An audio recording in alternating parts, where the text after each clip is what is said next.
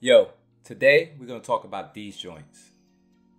What's poppin', homies? It's your boy Frank Nitty back in the building, back in the sneaker room, back bring you guys another video. Today I'm going to bring you a unique video. Y'all know the last couple weeks I've been catching fire at the outlets, catching a lot of heat for cheap. But there's a few shoes that I overlook how happy I am to have in the collection. And y'all saw the intro, you already know what shoes I'm talking about. I'm talking about these joints. These are the Air Jordan 1 Suede Thangs, man. Happy to have these in the collection, but I never went over these in detail. All three of these shoes, yes, has been copped in the Nike outlet.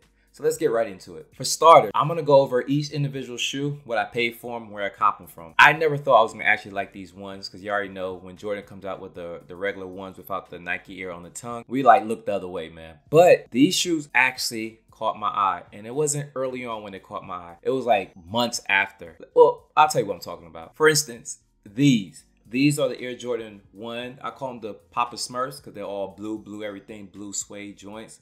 I copped these at the Nike outlet clearance in Kissimmee. The one I always get those, the Nike ID spot, the one I got the foams, the list continues. I copped these joints for like $50, I think, plus additional discount, or maybe 50 was the total. But nevertheless, man, they were just sitting readily available for anyone to cop, and I just bought them because they were so cheap. After a while, I decided, let me rock the shoe, give it a chance, and when I put them on feet, man, they look dope. I'm gonna put up a couple pictures of me rocking them.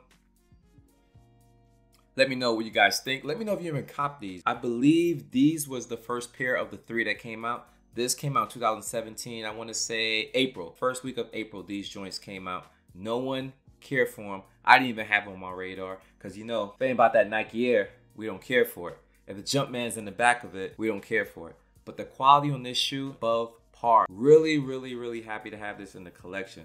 I did not think for once I would like it. Being an all-suede shoe, being a Jordan 1, without the Nike Air, y'all couldn't tell me anything. After I copped this, that opened the floodgates. And when I mean floodgates, man, I decided, let me try to get every shoe. And the second shoe I got are these joints. These are the gray Suede Thangs. I copped these joints at the Ellington Nike outlet in Tampa. Walked inside, was the first thing I saw. I already had the blue joints. So I was like, yo, what they hitting for? These joints were hitting for $90. All suede everything.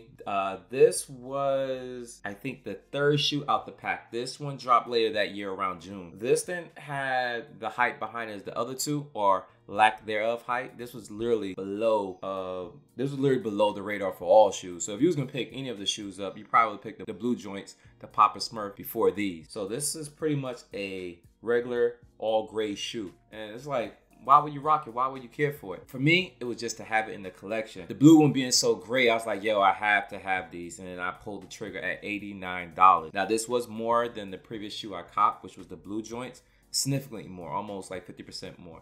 But I wanted to have it in the collection, man. All great, everything. Cannot go wrong having this shoe in your collection. Now, this last shoe, the red one, give me the most trouble of all of them, man. I'm going to explain a bit on why. These joints was probably the favorite of all the three, the all red things. And this literally gave me the hardest time, the hardest experience ever, man. Because when I originally got this shoe, y'all remember that video? I put it right up here. That was a failed unboxing on all parts of the word failed. The packaging was horribly packaged. It came in a bag, not a box. The box was incredibly damaged. The shoe had every flaw you could think of. The suede was horrible. The Nike Air Wings logo wasn't prominent in the shoe. It was non-existent at best. And it was just blotches and faints, and the suede has already been wet. It was just horrible, man. So I immediately took those shoes back. And it wasn't until 2 weeks ago, I went into the Nike outlet and found multiple pairs of these. Not one, not two, three. And then the rest a reseller had. But I was able to wrangle up the best pairs of the two sets of shoes I can find, and this ended up being one of the best overall quality of the left shoe. And obviously I got the right shoe as well, and got the best of the two shoes on the right side. But this was the hardest to cop, man, based on all the trouble I went through to cop this shoe. Now, I did pay outlet retail, which was $89. These shoes originally dropped for $140, and this shoe actually dropped May as well. No, was it April? Wait, January, February, March? April, the second or third week of April, this shoe came out. And again, wasn't on nobody's radar. I did watch a few YouTubers who did cop it day one. I want to say they paid retail. I didn't even think this shoe was going to sell out. I didn't even think this shoe was going to do well. You know how it goes. After a shoe is sold out and is no longer available on shelves, you can't go in and see it, you start worrying about what happened to it, where it went, is it in the outlets? And obviously these didn't get shipped directly to the outlet, not where I'm from. This shoe's what, over a year old, and I'm now seeing them in the outlet, so it took a while. But like I said, it's still hitting for outlet retail. They were going quick. So this is the last pair to add to the collection. I got all 3 Air Jordan 1s. You guys consider the mids? These definitely not the OG, but they are OG high cut, to be fair. All suede everything. This is probably the most suede I have for my Air Jordan 1 collection. What else suede joints we have? You know the pack that just dropped recently, the 2 of them overseas, 2 of them that came domestically. They were suede, but not all over. These are the only all over suede shoes I own for Jordan 1s, and I'm happy to have each and every single one of you. Yo, I'm so happy to collect this collection, and I think realistically I can say I paid under $200 for all 3 shoes. I just want to give you guys a quick video about those pickups because I didn't get a chance to go over them individually, especially the gray one. When I copped it, it was pretty much cop, show, moved on, and also those red ones, because the red ones give me the most trouble. That had the biggest story, but I just want to give you guys a recap that I was able to complete that whole set of the Air Jordan 1 Suede Thangs. Let me know if you guys copped them. Let me know if you did, why you happy to have them, and if you passed, why did you pass? You shouldn't have much regrets in shoes because you can definitely go back and get a shoe that you want. Maybe the price may change, you know, for the greater or for the worse.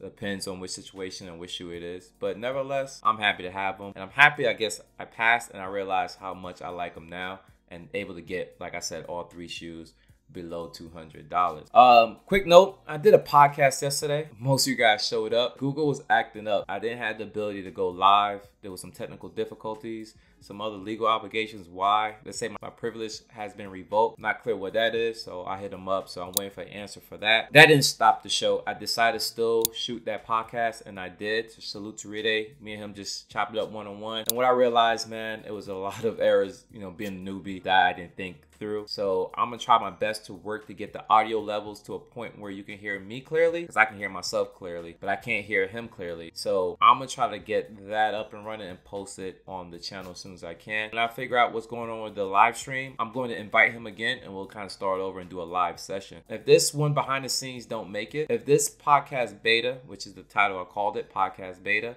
if podcast beta don't make it on the channel, don't fret, don't worry. I got a second one coming that we'll do live after all the behind the scenes is ironed out on my end for the technical part and Google end for permission part. I got nothing much to say. That's all I have for the day. And that rhymes, man. Damn, that rhymes.